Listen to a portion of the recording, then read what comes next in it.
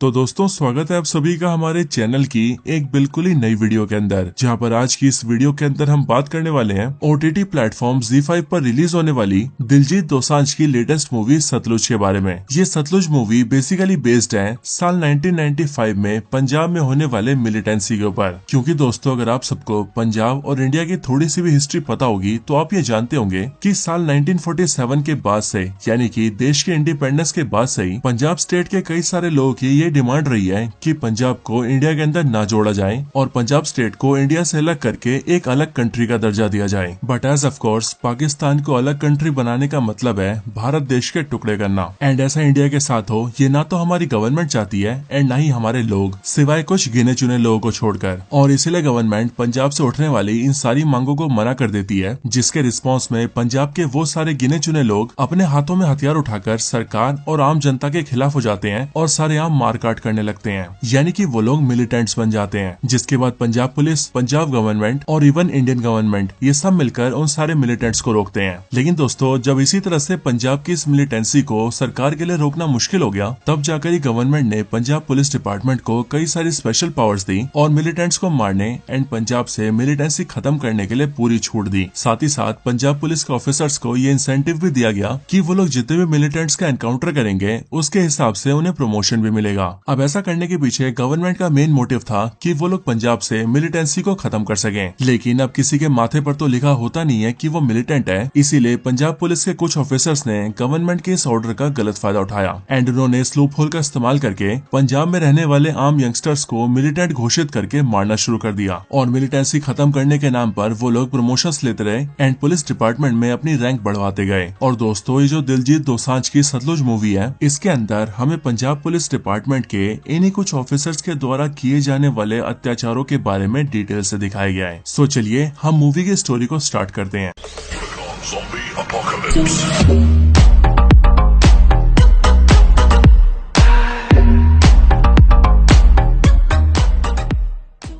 तो इस मूवी की स्टार्टिंग होती है पंजाब के एक छोटे से गांव से, जिस गांव का नाम होता है तनतारन। अब यहाँ मूवी के पहले सीन में हम रात के समय कई सारे पुलिस ऑफिसर्स को उनकी पुलिस की गाड़ी से जाते हुए देखते हैं। ये सारे पुलिस ऑफिसर्स मजे से ड्रिंक करते हुए खेतों के रास्ते जा रहे होते हैं एंड फिर तभी अचानक से इनमें से एक पुलिस ऑफिसर जो कि डीएसपी होता है, वो एकदम से सारे पुलिस की गाड़ियों को रोकने के लिए कहता है। अब जब ये लोग अपनी गाड़ियों से बाहर आते हैं तब हम लोग ये नोटिस करते हैं कि इन पुलिस ऑफिसर्स ने अपने साथ कई सारी गाड़ियों के अंदर काफी सारे यंगस्टर्स को भर रखा है, यानी कि ऐसे जवान लड़कों को जिनकी उम्र 19-20 साल से लेकर 23-24 साल की है। और यहाँ पर इन सबको देखकर हमें साफ पता लग रहा होता है कि ये सारे जवान लड़के कोई मिलिटेंट्स नहीं बल्कि आम पब्लिक है, जिन सभी को इन सारे करप्ट ऑफिसर्स ने इसीलिए उठा लिया है ताकि वो लोग इन्हें एनकाउंटर में मार सके और गवर्नमेंट को ये दिखा सके कि उन्होंने मिलिटेंट्स को मारा है, जिससे कि उन्हें प्रमोशन मिल सके। अब ये सारे पुलिस ऑफिसर्स यहाँ पर बिल्कुल ऐसा ही करते हैं और वो सारे यंगस्टर्स को गाड़ी से उतारकर उन सभी को बुलेट से शूट कर देते हैं और जान से मार देते हैं एंड अपनी पुलिस की फाइल में ये रिपोर्ट बनाते हैं कि उन लोगों ने इन सारे मिलिटेंट्स को मारा है। अब इस टाइम पर basically government and Punjab police department पूरी तरह से मिलिटेंट्स को खत्म करने में लगी हुई थी, लेकिन यही चीज इन सभी पुलिस ऑफिसर्स के लिए एक मौका था मासूम लोगों को मारकर प्रमोशन लेने का। और इसीलिए इन गिने चुने पुलिस ऑफिसर्स ने पंजाब के सिविलियंस और मिलिटेंट्स के बीच में फर्क करना खत्म कर दिया एंड पंजाब के आम सिविलियंस को मिलिटेंट्स की शक्ल देकर मारने लगे। लेकिन अब इस रात के बाद अगली सुबह होती है, जहाँ पर हम सीधा मूवी के मेन कैरेक्टर दिलजीत दोसांझ से मिलते हैं। हम ये जानते हैं कि मूवी के अंदर दिलजीत का नाम जसवंत सिंह होता है, जो जसवंत सिंह बैंक में नौकरी करता है एंड अपनी वाइफ और अपने 2 बच्चों के साथ अपने घर में बहुत ही सुखी लाइफ जीता है। जसवंत सिंह एंड उसकी फैमिली को देखकर हमें पता लगता है कि इनकी ये छोटी सी फैमिली अपने साथ बहुत खुश है। इसके साथ ही हम ये भी जानते हैं कि जसवंत सिंह एक बहुत ही अच्छे दिल का इंसान है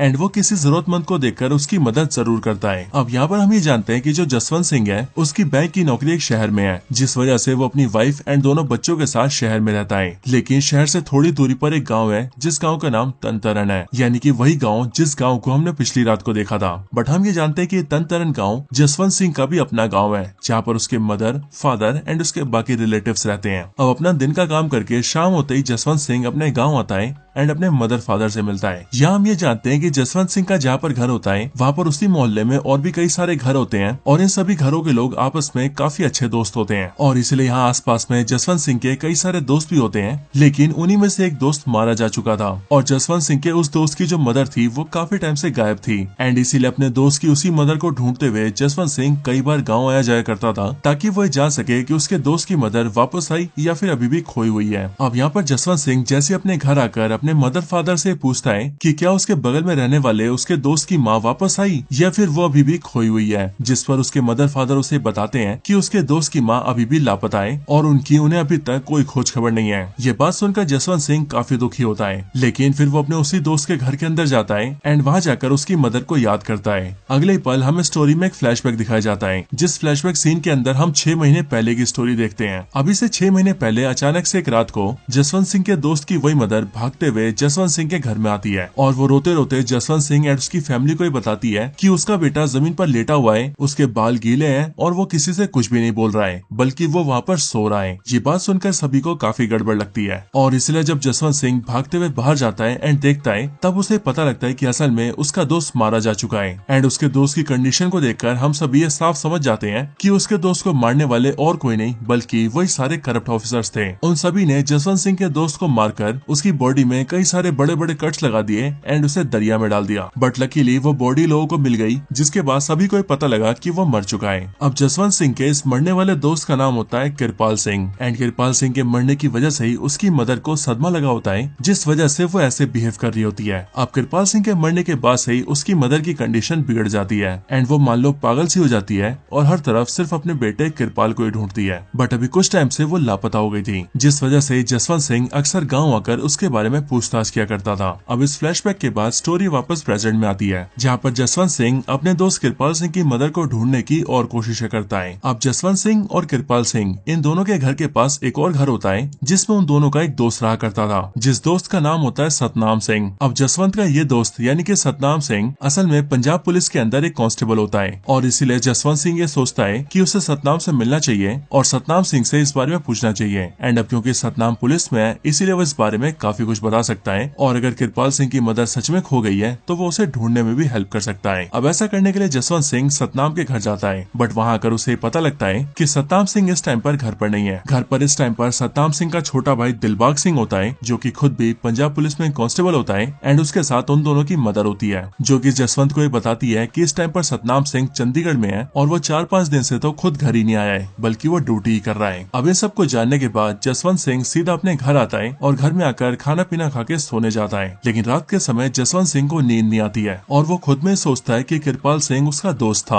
और अब क्योंकि उसका दोस्त कृपाल सिंह मर चुका है इसीलिए कृपाल सिंह की मदर की जिम्मेदारी उसकी बनती है, इसीलिए उसे किसी भी हाल में कृपाल सिंह की मदर को ढूंढना चाहिए और ये जानना चाहिए कि वो किस हाल में है, क्योंकि शायद से अगर कृपाल सिंह उसकी जगह होता तो शायद वो भी उसकी मदर के लिए यही सब करता। और अब इसीलिए जसवंत सिंह ये ठान लेता है कि उसके दोस्त कृपाल सिंह की मदर जो कि इस टाइम पर लापता है वो उन्हें किसी भी हाल में ढूंढ कर ही रहेगा। अब अगले सुबह होते ही जसवंत सिंह सीधा तन गाँव के पुलिस थाने जाता है और वहाँ पर आकर कृपाल सिंह की मदर के लापता होने की रिपोर्ट लिखवाता है, लेकिन यहाँ पर पुलिस के रवैये से हमें साफ पता लग रहा होता है कि उन सभी को कृपाल सिंह की मदर को ढूंढने में कोई भी इंटरेस्ट नहीं है। यहाँ तक कि यहाँ पर तो पुलिस वाले जसवंत सिंह से ये भी बोलते हैं कि ये कृपाल सिंह तो एक मिलिटेंट था और इसीलिए अगर मिलिटेंट की मदर नहीं भी मिल रही तो हमें क्या ही लेना देना। लेकिन दोस्तों यहाँ पर ये वही सारे पुलिस ऑफिसर्स होते हैं जिन्होंने मासूम से कृपाल सिंह को मिलिटेंट बनाकर मार दिया था। पुलिस स्टेशन से निकलने के बाद जसवंत सिंह सीधा हॉस्पिटल जाता है और वहाँ पर आकर भी वेरीफाई करता है, लेकिन वहाँ से भी उसे कोई खबर नहीं मिलती क्योंकि कृपाल सिंह की मदर इस हॉस्पिटल में भी नहीं होती है। लेकिन अब इसी हॉस्पिटल के अंदर उसकी मुलाकात अपने पुराने दोस्त सतनाम सिंह से होती है, वही सतनाम सिंह जो कि पुलिस ऑफिसर था। यहाँ पर सतनाम सिंह से मिलकर जसवंत सिंह उसे सारी कहानी बताता है, लेकिन सतनाम जसवंत से कहता है कि वो ये सब कुछ पहले से जानता है। आगे सतनाम सिंह जसवंत से कहता है कि वो एक भाई के नाते उसे समझा रहा है कि वो ऐसी कोशिशें ना करें और वो कृपाल की मदर को ढूंढे बिना, बल्कि वो चुपचाप अपने घर जाए और अपनी लाइफ जिए। और वो इसीलिए क्योंकि जसवंत सिंह जो कर रहा है उससे उसे कुछ भी हासिल नहीं होगा बल्कि वो उल्टा फंस हो जाएगा। अब सतनाम की बातें सुनकर जसवंत सिंह ये समझ जाता है कि हो ना हो सतनाम इन सब चीजों के बारे में बहुत कुछ जानता है और इसीलिए हो ना हो उसे ये भी पता है कि कृपाल सिंह की मदर कहाँ है एंड उनके साथ क्या हुआ है। लेकिन सतनाम सिंह जसवंत को कुछ भी बताता नहीं है और वो जसवंत को भी इन सारी चीजों से दूर रहने के लिए कहता है। लेकिन जसवंत सिंह रुकने वालों में से नहीं था और इसीलिए वो कृपाल सिंह की मदर को ढूंढता हुआ सीधा शमशान घाट आता है एंड वहाँ पर आकर वहाँ के लोगों से पूछताछ करता होता है। यहाँ शमशान के रिकॉर्ड्स में देखकर जसवंत सिंह को ये पता लगता है कि इन रिकॉर्ड्स में किरपाल सिंह की मदर का भी नाम है, विच मीन्स उनकी भी लाश यहाँ पर आई थी एंड उन्हें यहाँ पर जलाया गया था, जिसका मतलब ये तो साफ हो जाता है कि किरपाल सिंह की मदर भी मर चुकी है। बट इसके साथ ही जसवंत सिंह को यहाँ पर यह पता लगता है कि किरपाल की मदर को यहाँ पर लावारिस बोलकर लाया गया था और उन्हें लाने वाले खुद पुलिस ऑफिसर्स थे। अब जसवंत सिंह को जैसे ये पता लगता है कि किरपाल की मदर की डेड बॉडी को यहाँ शमशान में लाने वाले खुद पुलिस ऑफिसर्स थे, वैसे ये बात सुनते ही जसवंत सिंह ये समझ जाता है कि इन सब के बारे में उसका दोस्त सतनाम सिंह सब कुछ जानता है। और अब इसीलिए जसवंत बिना देरी के सतनाम सिंह के घर जाता है एंड उसे घर से बाहर बुलाकर उससे बातचीत करता है। सतनाम और जसवंत दूर एक अकेली जगह पर जाते हैं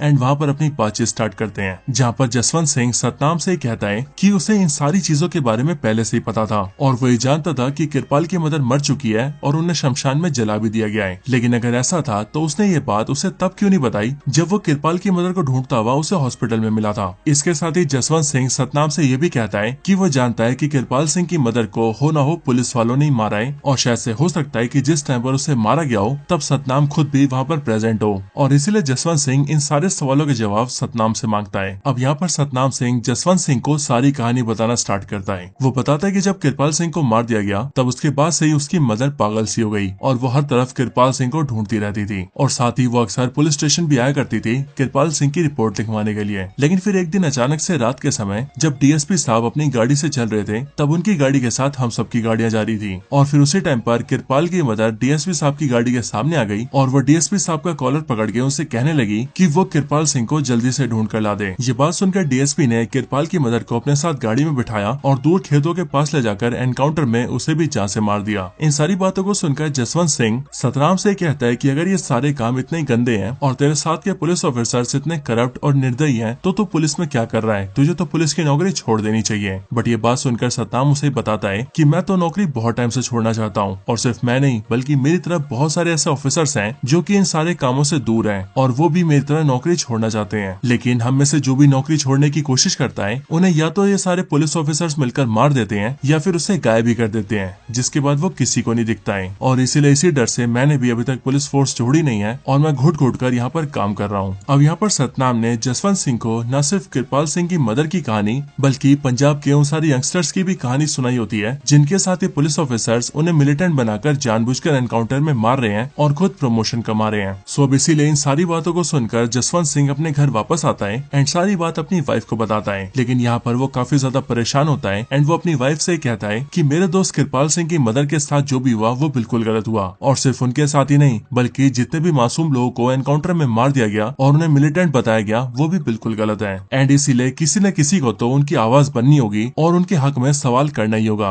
वरना ये सिलसिला आगे भी चलता रहेगा और न जाने कितने मासूम लोगों को और जान देनी पड़ेगी। अब ऐसा करने के लिए जसवंत सिंह ये फैसला करता है कि जो भी ये सारे पुलिस ऑफिसर्स मासूम लोगों को मिलिटेंट बनाकर मार रहे हैं वो उन सब के खिलाफ कोर्ट में केस करेगा और उन सब का पर्दाफाश करेगा। अब ऐसा करने के लिए जसवंत सिंह सारी जगहों से सबूत इकट्ठा करने लगता है जिसमें कि वो शमशान में जलने वाले सारे लोगों का रिकॉर्ड उठा लेता है और उसमें जसवंत सिंह की सबसे बड़ी मदद उसका दोस्त सतनाम सिंह करता है। और क्योंकि वो एक पुलिस वाला था इसीलिए वो पुलिस के सारे रिकॉर्ड्स यानी कि उन सारे लोगों का रिकॉर्ड उसे देता है जिन सभी लोगों को उसके सीनियर ऑफिसर्स ने मिलिटेंट बनाकर मार दिया था। इसके बाद जसवंत सिंह रुकता नहीं है और वो और ज्यादा सबूत ढूंढने लगता है, जिन कोशिशों में उसे पता लगता है कि तनतरन गांव के सिर्फ 3 शमशानों के अंदर 2000 से भी ज्यादा मिलिटेंट्स को जलाया गया था और वो सभी मिलिटेंट्स तो सिर्फ नाम के थे बल्कि असल में वो सभी पंजाब के मासूम लोग थे जिन्हें कुछ करप्ट ऑफिसर्स ने अपने फायदे के लिए जान से मार दिया। और सिर्फ यही नहीं बल्कि अगर पूरे पंजाब में देखा जाए तो ये आंकड़ा 25,000 के भी पार जाता है, यानी कि 25,000 से भी मासूम लोगों को पंजाब के ऑफिसर्स ने मार दिया। और अब इसीलिए इन सारी सबूतों और रिपोर्ट्स के साथ मिलकर जसवंत सिंह सीधा एक लॉयर से मिलता है एंड कोर्ट के अंदर इन सारे करप्ट ऑफिसर्स के खिलाफ पिटीशन फाइल कर देता है। साथ ही साथ जसवंत सिंह एनकाउंटर में मरे गए उन सभी लोगों की फैमिलीज के भी पास जाता है और उन सब का भी सपोर्ट गेन कर लेता है। और अब इसीलिए इन सारी चीजों को देखते हुए कोर्ट के अंदर इस पिटीशन को दाखिल कर लिया जाता है और इस बात को माना जाता है कि हो न हो पंजाब के अंदर कुछ ऐसे पुलिस ऑफिसर्स हैं जो कि मासूम लोगों को मिलिटेंट्स की शक्ल देखकर जान से मार रहे हैं। अब इन सब की वजह से देखते देखते जसवंत सिंह बहुत ज्यादा पॉपुलर हो जाता है और सारे न्यूज चैनल्स जसवंत सिंह को कवर करने लगते हैं एंड उसकी बात सुनने लगते हैं। इन सब की वजह से पंजाब की गवर्नमेंट एंड पंजाब के पुलिस डिपार्टमेंट पर काफी ज्यादा प्रेशर बनने लगता है और सभी लोग इनसे सवालों के जवाब मांगने लगते हैं कि क्या जो जसवंत सिंह कह रहा है वो सारी बातें सच है कि नहीं। अब ये सारी बातें पंजाब पुलिस के डीआईजी के पास पहुंचती है, जिनका नाम होता है डीआईजी बिट्टा। लेकिन यहाँ पर हम ये जानते हैं कि ये डीआईजी बिट्टा खुद भी इन सारे मासूम लोग को मिलिटेंट्स बनाकर मारने वाले प्लान में शामिल होता है, क्योंकि इस चीज से इससे खुद को भी काफी फायदा हो रहा होता है और ये गवर्नमेंट के सामने मिलिटेंट्स के नंबर्स को बढ़ाकर दिखाता है कि हमने पंजाब में इतने सारे मिलिटेंट्स को मार दिया और मिलिटेंसी को बहुत कम कर दिया। अब ये सारी चीजें देखकर डीआईजी बिट्टा जसवंत सिंह के घर के बाहर कुछ पुलिस ऑफिसर्स को भेजने लगता है ताकि रोज रोज घर के बाहर पुलिस को देखकर जसवंत सिंह थोड़ा सा डर जाए। लेकिन हम ये देखते हैं कि जसवंत सिंह बिल्कुल भी डरता नहीं है और वो अपनी आवाज को और भी जोरों शोरों से बढ़ाता है। इवन वो खुद डीआईजी बिट्टा को ओपन डिबेट के लिए चैलेंज भी करता है एंड वो डीआईजी बिट्टा से कहता है कि अगर मरने वाले सारे लोग मिलिटेंट्स हैं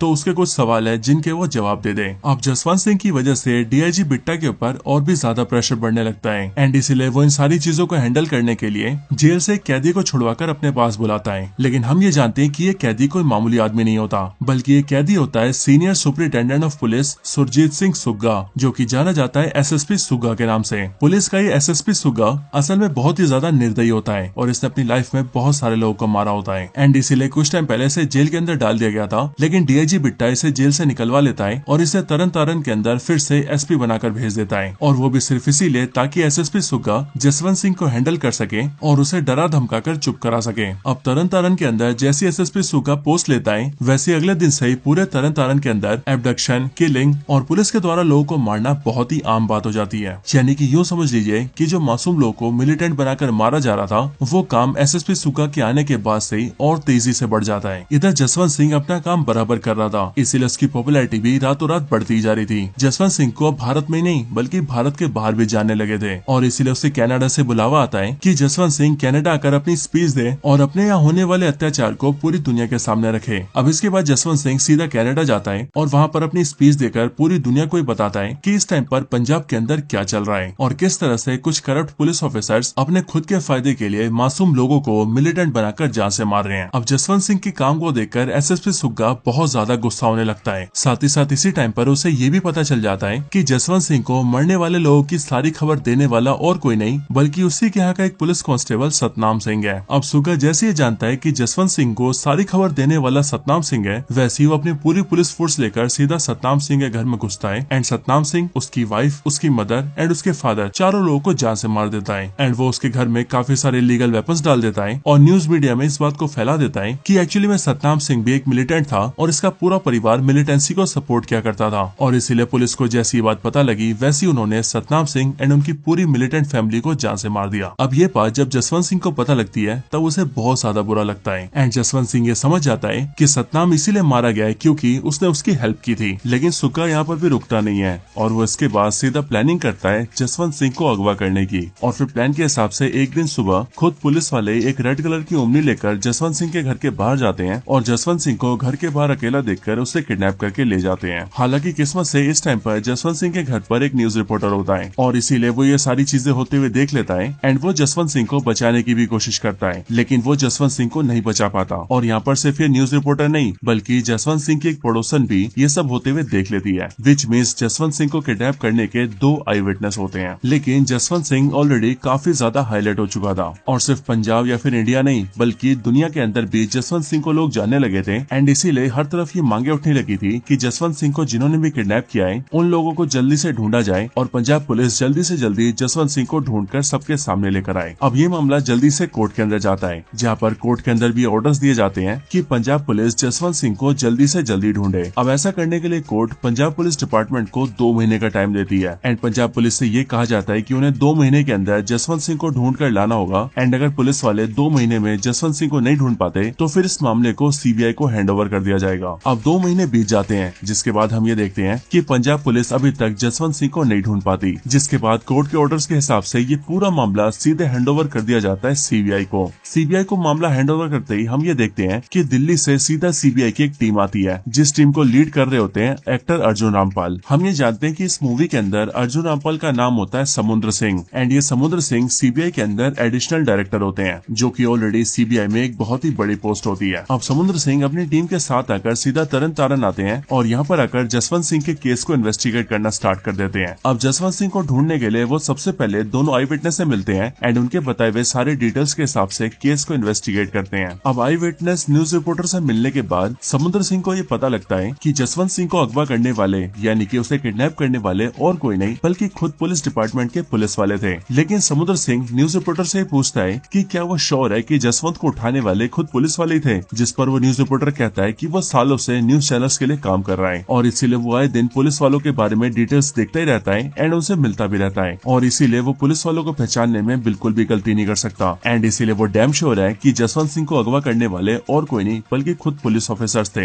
यहाँ तक कि वो न्यूज रिपोर्टर समुद्र सिंह को उन सारे पुलिस वालों के नाम भी बताता है, जिसके बाद ही समुद्र सिंह उन सारे पुलिस ऑफिसर्स को इंटेरोगेट करता है एंड उन सभी से इन्फॉर्मेशन निकालने की कोशिश करता है। अब ये सारे पुलिस ऑफिसर्स एक साथ मिले हुए थे और इनका नेटवर्क इतना ज्यादा स्ट्रॉन्ग था कि ये समुद्र सिंह को कोई एक भी डिटेल शेयर नहीं करते हैं, जिस वजह से सीबीआई एडिशनल डायरेक्टर समुद्र सिंह को कुछ भी पता नहीं लगता है। लेकिन अब इसके बाद ही समुद्र सिंह अपना खुद का नेटवर्क बिछाता है और धीरे धीरे करके केस को इन्वेस्टिगेट करके एंड सारे सबूतों और जानकारियों को जानकर इस बारे में खुद से सोचता है कि आखिरकार जसवंत सिंह कहाँ हो सकता है। अब इन्वेस्टिगेशन करते हुए समुद्र सिंह को ये पता लगता है कि जिस टाइम पीरियड में जसवंत सिंह को किडनैप किया गया था उस टाइम पर तरन तारन के लगभग सारे पुलिस स्टेशन के जो सेल थे वो भरे हुए थे एंड इसी वजह से एक क्रिमिनल जिसका नाम कहर सिंह था, जब उसे पुलिस ने अरेस्ट किया तब इसीलिए पुलिस वालों ने उसे सीधा एक दूसरे पुलिस स्टेशन के सेल में डाला, जिस पुलिस स्टेशन का नाम है कंग पुलिस स्टेशन। और ऐसा इसीलिए क्योंकि उस टाइम पर कंग पुलिस स्टेशन के सारे सेल्स खाली थे। लेकिन सिर्फ 2 दिन बाद ही कहर सिंह को कंग पुलिस स्टेशन से रिहा कर दिया गया। इसके साथ ही समुद्र सिंह ये भी देखता है कि जो कंग पुलिस स्टेशन है वो तरन तारन से काफी दूर भी है और जाहिर सी बात है कि अगर तरन तारन की पुलिस ने जसवंत सिंह को किडनैप किया है तो फिर वो जसवंत सिंह को तरन तारन में रखने की गलती भी बिल्कुल नहीं करेंगे और जाहिर है कि वो जसवंत सिंह को कहीं दूर ही रखेंगे। सो इसीलिए हो ना हो इस बात के चांसेस काफी हाई हैं कि शायद से जसवंत सिंह को किडनैप करके पुलिस वालों ने उसे कंग पुलिस स्टेशन के अंदर ही रखा हो, क्योंकि वैसे भी कंग पुलिस स्टेशन काफी ज्यादा दूर और आउटर एरिया में है एंड वहाँ के सेल्स मोस्टली खाली रहते हैं। लेकिन ये समुद्र सिंह का सिर्फ एक अजम्पशन था और इसीलिए अगर उसे इस बात को श्योर करना था तो वो जानता था कि उसे इस बारे में सब कुछ सही सही खुद कहर सिंह ही बता सकता है, वही कहर सिंह जिसे कंग पुलिस स्टेशन के अंदर 2 दिन तक रखा गया था। अब ऐसा करने के लिए समुद्र सिंह अपनी टीम को लेकर सीधा कहर सिंह के घर जाता है एंड वहाँ पर जाकर उसे पर्सनली मिलता है एंड उसे सारी सिचुएशन बताता है। यहाँ पर कहर सिंह समुद्र सिंह को बताता है कि जब पुलिस वालों ने उसे पकड़ लिया था तब उस पर पुलिस ने बेफालतू में बहुत सारे बड़े बड़े चार्जेस लगा दिए थे एंड इसलिए उसके फादर ने अपने सारे खेत बेचकर पैसे इकट्ठा करे और वो सारे पैसे पुलिस वालों को देकर उसे बचा कर लाए थे। आगे कहर सिंह बताता है कि हाँ वो इस बात को मानता है कि जब उसे कंग पुलिस स्टेशन लाया गया था तब वो पूरा पुलिस स्टेशन के सारे सेल्स खाली थे, लेकिन जब उसे वहाँ पर लाया गया तब अगले दिन वहाँ पर किसी और आदमी को भी लाया गया था। हालांकि उसने उस आदमी की शक्ल तो नहीं देखी थी बट उसने ये सुना था कि सारे पुलिस वाले उसे जसवंत सिंह के नाम से बुला रहे थे। साथ ही साथ सारे पुलिस वालों ने उस आदमी को बहुत बुरी तरह से मारा भी था और गंदी गंदी गालियां भी दी थी और इन सारी चीजों को उसने अपने कानों से सुना था। बाकी आगे वो ये बताता है कि उस कंग पुलिस स्टेशन के अंदर एक पुलिस वाले को गार्ड बनाया गया था, जिसका वैसे तो वो नाम नहीं जानता और न ही उसकी रैंक जानता है, बट उस पुलिस वाले की आंखें हरे रंग की थी और उसी ने उन दोनों दिन मुझे खाना ला कर दिया था। सो इसीलिए हो ना हो वो हरी आंखों वाला गार्ड जसवंत सिंह के बारे में काफी कुछ जानता होगा। लेकिन अब इन सारी बातों को सुनकर समुद्र सिंह कहर सिंह से कहता है कि उसे अब इन सारी बातों को कोर्ट के अंदर कहना होगा, बट ये बात सुनकर कहर सिंह डर जाता है एंड वो समुद्र से कहता है कि अगर उसने ऐसा किया तो पुलिस वाले उसे जान से मार देंगे। लेकिन ये बात सुनकर समुद्र सिंह कहर सिंह से कहता है कि उसे डरने की कोई जरूरत नहीं है, क्योंकि अब उसे सरकारी गवाह बना रहा है, इसीलिए उसके प्रोटेक्शन की जिम्मेदारी उसकी है। इधर दूसरी तरफ जसवंत सिंह को गए हुए अब काफी टाइम हो चुका था, लेकिन जसवंत सिंह का मूवमेंट रुका नहीं था। उसके मूवमेंट को जसवंत सिंह की वाइफ लीड कर रही थी एंड उनके मूवमेंट को देखते देखते और भी ज्यादा सपोर्ट मिलता जा रहा था और हर तरफ सिर्फ यही सवाल किया जा रहा था कि जसवंत सिंह कहाँ पर है। साथ ही साथ जसवंत सिंह के मूवमेंट की वजह से जितने भी लोगों को पंजाब पुलिस के ऑफिसर्स ने मिलिटेंट बनाकर मार दिया था उन सबकी मौत का हिसाब भी पंजाब पुलिस से मांगा जा रहा था, जिस वजह से पंजाब पुलिस के ऊपर बहुत ज्यादा प्रेशर बन रहा था, स्पेशली पंजाब पुलिस के डीआईजी बिट्टा पर और एसएसपी सुग्गा पर। अब इस चीज की वजह से एसएसपी सुग्गा एक दिन बहुत ज्यादा गुस्सा हो जाता है एंड वो अपनी पूरी पुलिस टीम लेकर सीधा जसवंत सिंह के घर जाकर उसकी वाइफ से मिलता है और वहाँ जाकर वो जसवंत सिंह की वाइफ को डरा धमकाकर ये भी कहता है कि जसवंत सिंह की वाइफ को अपने मूवमेंट को रोक देना चाहिए और इन सारे तामझाम को बंद कर देना चाहिए, क्योंकि अगर वो ऐसा नहीं करेगी तो फिर उसका पति, जो कि अभी तो सिर्फ लापता है, वो बाद में जान से भी मारा जाएगा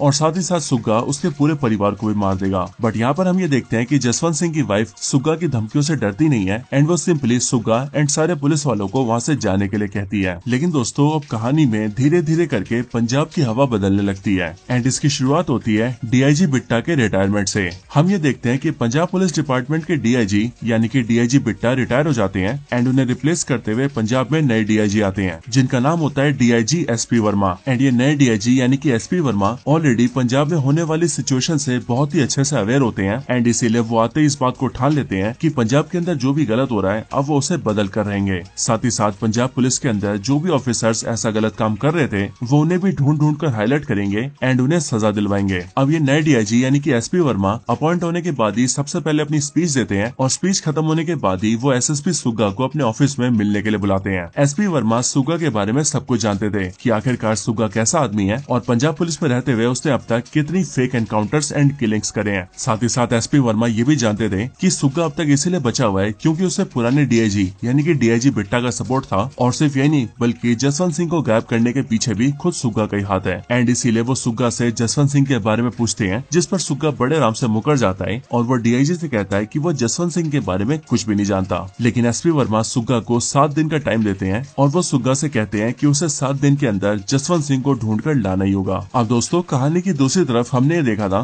कि सीबीआई ऑफिसर समुद्र सिंह ने केस को पूरी तरह से इन्वेस्टिगेट कर लिया था और अब इस जसवंत सिंह वाले केस के अंदर उसके पास 2 आई विटनेस थे जिनमें से पहला वो न्यूज रिपोर्टर था जो कि उस टाइम पर जसवंत सिंह के घर में था एंड दूसरी जसवंत सिंह की पड़ोसन थी जिसने ये सब होते हुए देखा था। और इन दोनों आई विटनेस के साथ साथ अब उसके पास एक गवाह भी था जिसका नाम था कहर सिंह। एंड अब समुद्र सिंह इन तीनों को कोर्ट के अंदर पेश करने वाला था और इनके जरिए पंजाब पुलिस के उन सारे पुलिस ऑफिसर्स को पकड़वाने वाला था। लेकिन दोस्तों कोर्ट की डेट के एक दिन पहले ही हम ये देखते हैं कि कहर सिंह के घर में घुस के कोई उसको और उसके फादर को गोली मार के जान से मार देता है और साथ ही साथ बचे हुए जो दोनों आई विटनेस होते हैं वो दोनों भी अचानक से गायब हो जाते हैं। अब इन सब चीजों को देखकर समुद्र सिंह ये समझ जाता है कि इन सारी चीजों के पीछे हो ना हो पंजाब पुलिस का ही हाथ है और इसीलिए उन्होंने इन तीनों को मार दिया ताकि ये तीनों कोर्ट में पेश ही ना हो पाए। अब इसके बाद अगले दिन कोर्ट के अंदर पेशी की जाती है जहाँ पर ही एसएसपी सुग्गा एंड उसके साथ के पुलिस ऑफिसर्स को हाईलाइट किया जाता है और कोर्ट में जज के सामने ये सारी बात बताई जाती है कि उन सब ने किस तरह से न सिर्फ जसवंत सिंह को अगवा किया बल्कि पूरे पंजाब में 25,000 से भी ज्यादा लोगों को मिलिटेंट बनाकर उन्हें फेक एनकाउंटर में मार दिया। अब हालांकि इन सारी बातों को साबित करने के लिए उनके पास ना तो आई विटनेस थे एंड ना ही कोई गवाह और सबूत थे क्योंकि एज ऑफ कोर्स इन सारी चीजों को पुलिस डिपार्टमेंट ने मिटा दिया था। लेकिन तब भी यहाँ पर लॉयर जो सारी दलीलें देता है एंड जिन सारी बातों को हाईलाइट करता है उन सारी बातों को देखकर जज इस बात को मानने के लिए एग्री हो जाता है कि हो ना हो पंजाब के अंदर भी जो भी हो रहा है वो बहुत ज्यादा गलत हो रहा है एंड इन सारी चीजों के पीछे कहीं ना कहीं एसएसपी सुग्गा एंड उसके साथ के पुलिस वालों का ही हाथ है। और इसीलिए जज इमीडिएट इफेक्ट में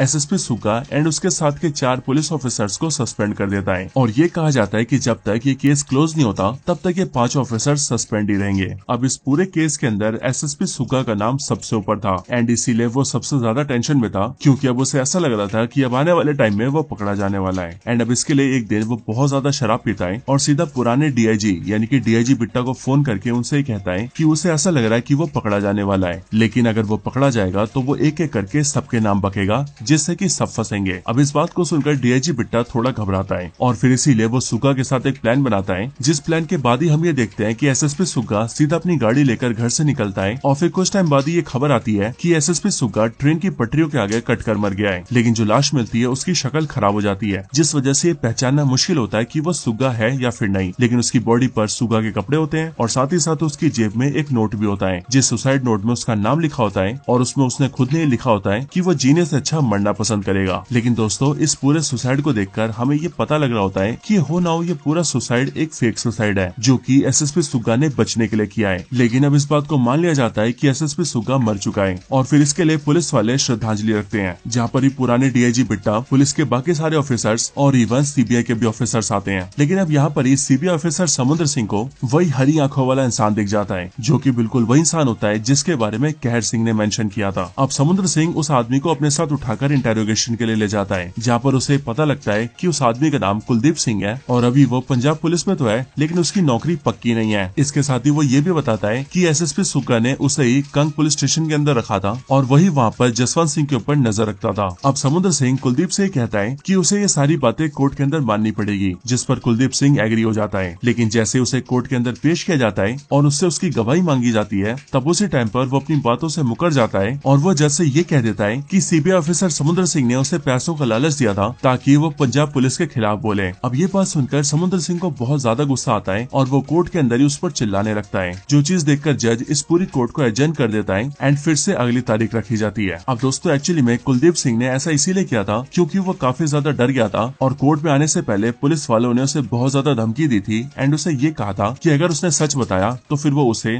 उसकी वाइफ को एंड पूरे परिवार को जान से मार देंगे, और इसी वजह से उसने अपनी गवाही बदल दी थी। लेकिन अब जैसे ही कुलदीप सिंह अपने घर जाकर सोता है, वैसी रात को सोते वक्त उसके सामने उसे कुलदीप सिंह दिखाई देता है। हम भी ये देखते हैं कि इस टाइम पर कुलदीप सिंह बहुत बुरी हालत में है। उसके पूरे शरीर पर चोटों के निशान है और जगह जगह पर चाकुओं के निशान है, जिससे कि हमें पता लगता है कि पुलिस वालों ने उसे बहुत बेरहमी से मारा है। एंड ये बेसिकली असली जसवंत सिंह नहीं होता, बल्कि कुलदीप सिंह को ऐसा आभास होता है कि जसवंत सिंह उसके सामने खड़ा है। लेकिन यहाँ पर जसवंत सिंह को देखकर हमें पता लग जाता है कि असल में जसवंत सिंह मारा जा चुका है। अब यहाँ पर जसवंत सिंह का जो प्रतिबिंब होता है वो जसवंत सिंह को अपनी पीड़ा के बारे में बताता है कि वो किस तरह से दर्द झेल रहा था और किस तरह से पुलिस वालों ने उस पर इतना अत्याचार किया। और इन सारी चीजों को होते हुए कुलदीप सिंह ने खुद अपनी आंखों से देखा। साथ ही साथ कुलदीप सिंह ये भी जानता है कि पंजाब पुलिस के जिन ऑफिसर्स को वो बचा रहा है, उन्होंने पंजाब में किस तरह से कत्लेआम कर रखा है और किस तरह से उन्होंने हजारों मासूमों की जान ली है। अब इसके बाद ही जसवंत सिंह का वो प्रतिबिंब गायब हो जाता है। लेकिन यहाँ पर कुलदीप सिंह को अपनी गलती का एहसास होता है और वो ये समझ जाता है कि वो जो भी कर रहा है बहुत गलत कर रहा है एंड इसलिए अब वो ये ठान लेता है कि उसके साथ चाहे जो भी हो, लेकिन अब वो सिर्फ सच्चाई का साथ देगा